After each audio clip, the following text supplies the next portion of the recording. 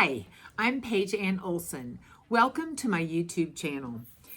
Today I'm going to show you how I used my Sweet 16 mid-arm quilting machine to do the borders of this quilt. It's actually finished.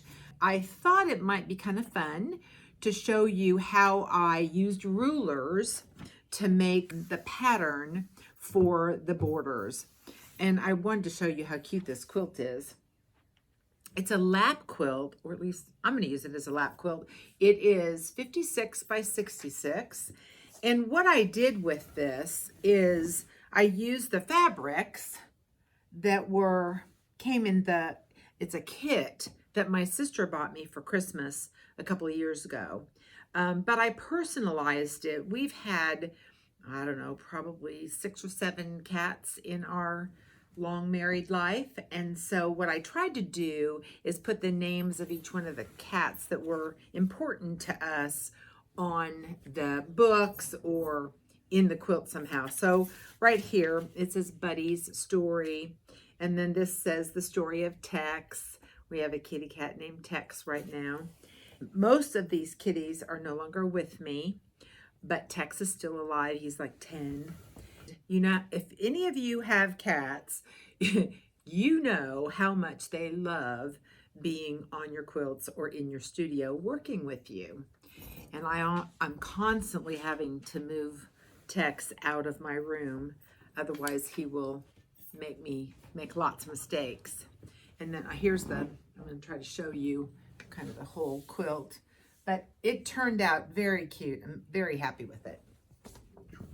The other thing that I did is I have this website that I go to, and it's called Sweetwater, and I'm part of a program that they offer that lets you, they have a couple of different programs, but I have a program where I get a couple of cute little labels every month, and so I put a border around this label. And then it's got my name. It's personalized. It's got my name on it. It doesn't have the year.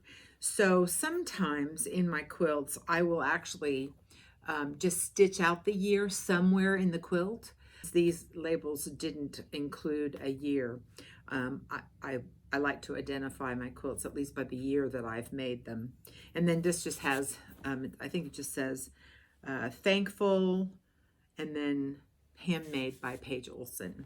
So I thought it was cute and wanted to share my fun mid-arm quilting with you. So I hope you enjoy the video. I have a applique quilt here, and it's called Perfect Day. You might be able to see the kitties on here. I'm almost done quilting this, but I wanted to show you, I've got this clam shell. It's called Shelly. It's designed by Angela Walters. Ruler that I'm using, and I'm going to make orange peels. And I kind of wanted to show you how I do that. And just to prepare you, I'm very slow. I'm not a fast quilter with rulers because it's kind of a new skill for me. But I'm going to line up this line right here to the bottom of I did a basting stitch. You can kind of see in the blue, and I'm going to line that ruler line up to the basting stitch at the bottom. This kind of just gives me a border, so I know I can stay within this border to quilt these. When I get ready to bind this, I will cut off a portion of this, and when I bind it, I will cover this line of stitching. So I hope that made sense. So anytime you're going to do any kind of long arm or mid-arm quilting, you have to bring your bobbin thread up. Sometimes with these gloves on, it's kind of hard to move everything. But here we go. So I'm going to actually take this clamshell ruler, and in one direction all the way from my left to my right, I'm just going to quilt the top part of this, and I'll show you when I get to the end how we're going to make that orange peel. I hope you can. It's probably kind of hard to see this. My hands are probably in the way. To do this, you're going to hold your ruler close to your foot And you're going to apply a good amount of pressure on this. Well, gentle pressure, I would say, because you don't want it slipping or sliding out of the way. And here we go. And you can probably tell. Now I've got a lot of bulk over here. It's a very heavy quilt. And so it pulls. If I don't have it completely on the table, it will pull, and it'll be really hard for me to get a clean line. And so I'm going to readjust myself. Usually the first couple clamshells are the most tricky. There. So there's my first one, just like that. And now what I'm going to do is I'm going to put my ruler, see the little notch for my ruler foot, and I'm going to just attach it just like that. And we're going to do the same thing again. And I'm going to stop to adjust just to make sure everything's even.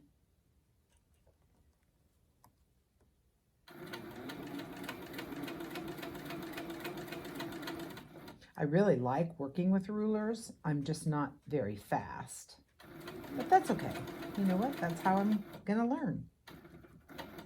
So here's my second clamshell right here.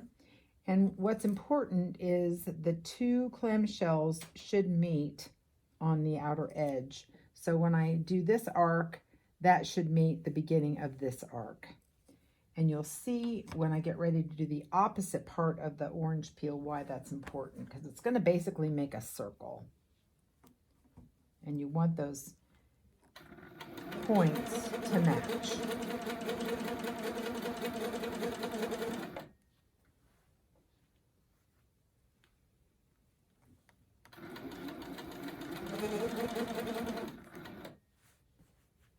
I think I need new thread in my bobbin. It's going to run out pretty soon. That's one of the reasons why it's making that noise.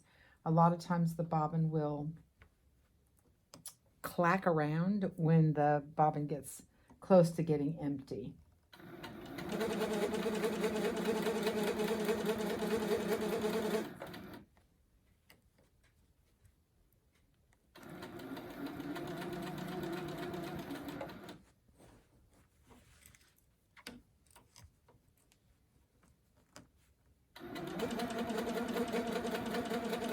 So all we're doing is just going right around that ruler.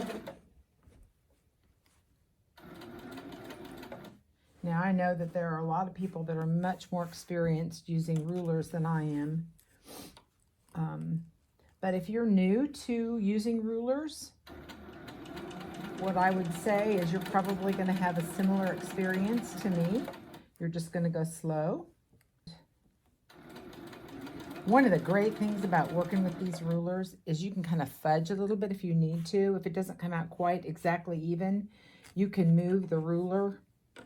So for example, you go ahead and start, I'm even, so I don't want to mess it up. But if you need to, you could start and then readjust your ruler and keep going, and that you can kind of fudge how long or narrow your clamshells are going to be.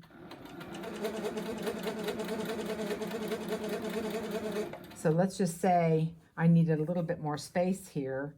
I would just, or less space, I'd move my ruler over a little bit and then finish. I don't happen to need that for this, but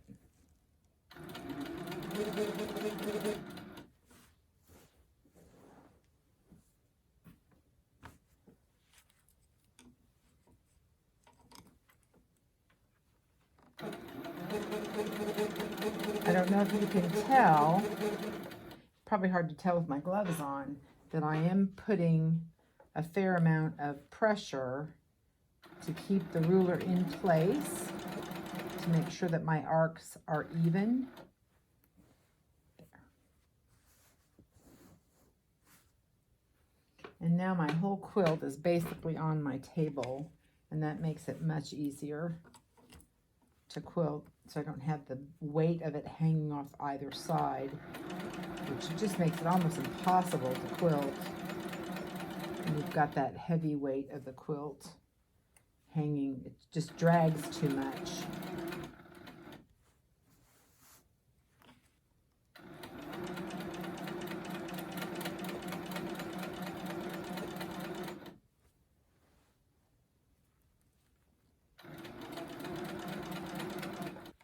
I know I've done cream on cream, so it's probably really hard to see.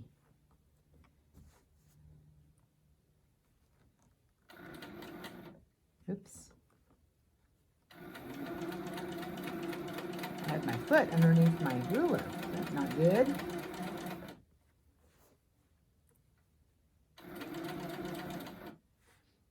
Obviously, the more experience I have or you have doing this, the faster it will be.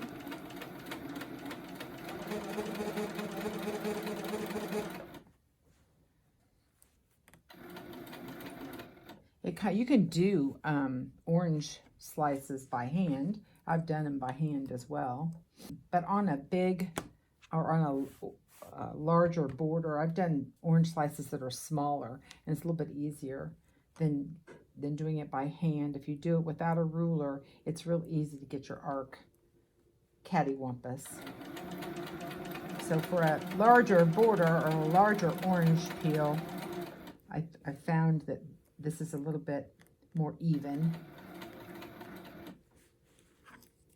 And I like that it is more even. So I'm going to have a little bit of fabric left over, and I'm going to show you how we're going to handle that.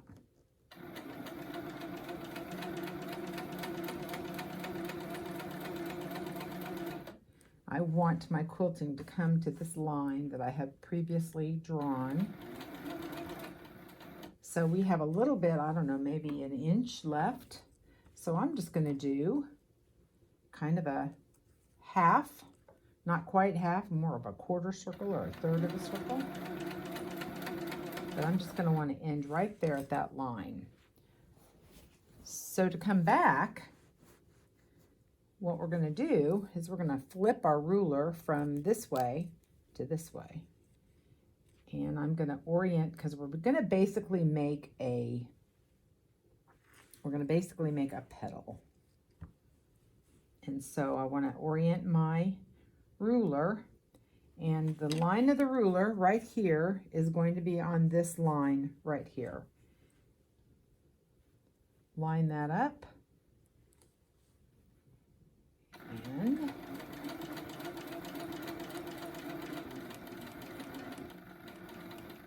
got some drag. It's off the table a little bit. This center line right here of the ruler will be where the two join at the bottom. Let me see if I can just show that to you. It's a little bit harder to explain. And then I'm going to quilt right along that edge of that ruler. Here is my first bottom half of the orange peel, because we're going to do another row up here, and it's going to make a circle with a design on the, but they look like petals. Like kind of an upside down flower.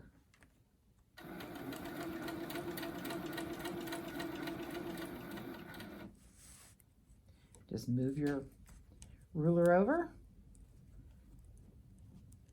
and keep working.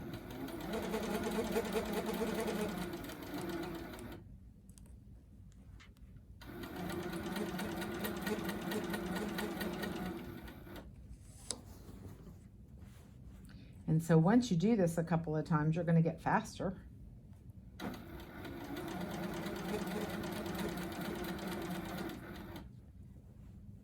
One thing that is important is to do your best to try to get your stitches as even as possible, the same length. You are your own stitch regulator. I don't have a stitch regulator for this, but oops, you know what? I'm out of bobbin. I just ended. So I will change my bobbin thread, and I'll be right back. So I've got my bobbin thread now loaded, and what I did is I took one of my erasable pens, and I wanted to show you what it should look like, but I'm gonna get this out of the way first, finish this little petal, and then I'll show you what it should look like. And I know it's probably kind of hard to see with this cream thread.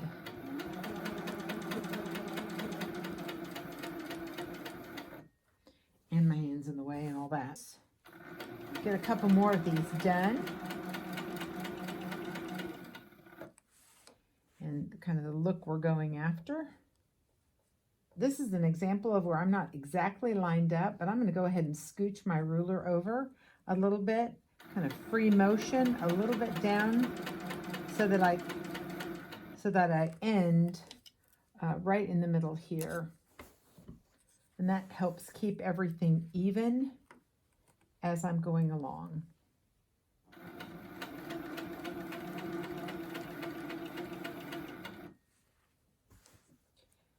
So I think I can probably show you now.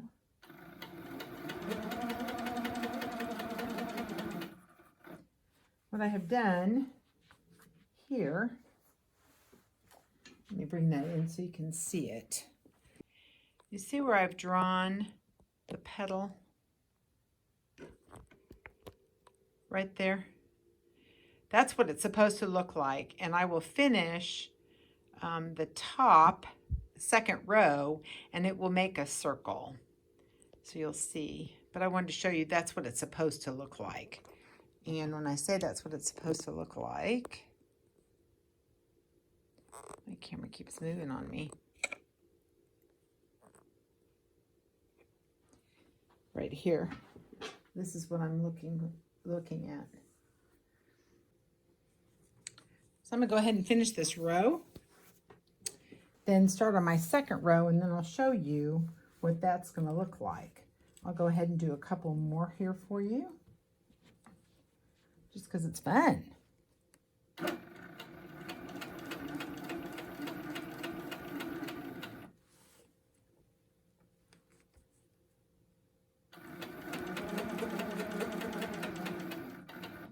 One of the things I heard about using rulers is it isn't necessarily faster to use rulers, but it is more accurate, more precise.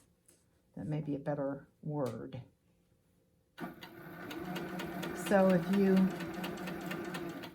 like the look of your circles and arches and all that kind of stuff to be uniform, then a ruler is a really good way to do that, unless you have a lot of experience with free motion quilting. You know, there's certainly people who do beautiful free motion work without the assistance of a ruler.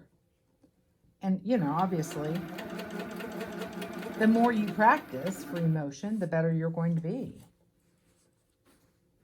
And there are all kinds of aids out there to help you, and all kinds of theories about what how you should work to make your free motion quilting effective. And a lot of them are really good, and I've used them. One of them is to doodle. You know, it's that muscle memory that you do a pattern on paper enough times that you'll remember it. And basically our needle is like a pencil, like we're writing with thread, basically, is kind of the way I think of it.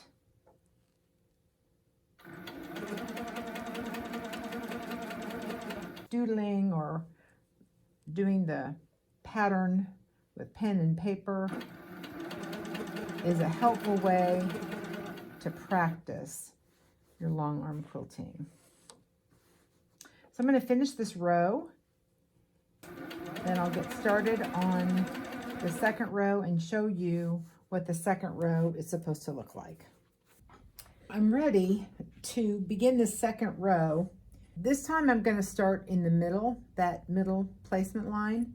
I'm going to actually put right on the edge, because we're going to do half of the clam of the arc so that we can, I'll show you.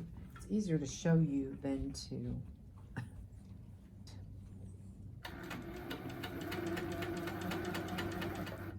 And another good example of fudging a little bit, because I'm a little short on this and I want to land in the middle of those two petals. So here I am. Now I'm going to use the full arch area, and we're actually going to use the center registration mark to match up with the where the two petals come together, because we're going to make a circle.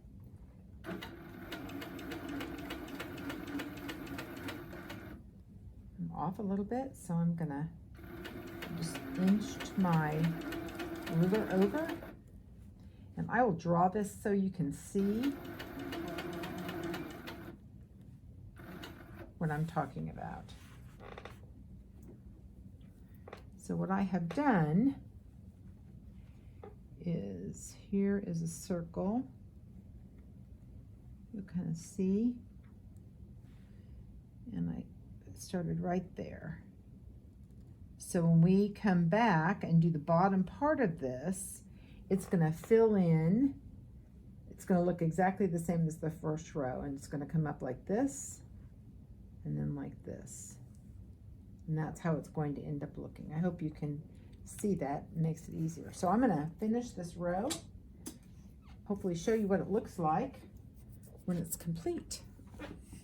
Here is I finished this border, and I went ahead and marked this for you so you could see what the pattern is supposed to look like. I have finished 3 of the sides, and I have 1 border left to go, but I'm going to unfold this quilt just so you can see it. It's pretty cute. I kind of want to give you a little bit of the flavor of this quilt. This is the top row. It's 9 blocks. The kitty cats are all applique. I did stipple stitching in the background for the books and for the kitties. It's still kind of rolled up at the bottom, but you kind of get the idea. And there's some ribbon candy. I did some wishbones. There are some wishbones. And then, of course, I did the orange peel on the borders. And where I had some space, I did some match sticks as well. I chose not to quilt the books. The books were kind of busy. I had named, some of the books are after the cats that we have had in our life. So I just did Stitch in the Ditch around each of the books. But it's a cute quilt, and I wanted to share it with you. I hope you learned something from this video, especially if you're new to either mid-arm quilting or new to using rulers. Certainly you saw that I'm not an expert, and you may not be an expert either, but hopefully you learned just to dive in there and try it, even if you're not very good. And if you enjoyed this video and you learned something, please give me a thumbs up and subscribe to my YouTube channel and leave comments. I love to read them. So what's under your needle today?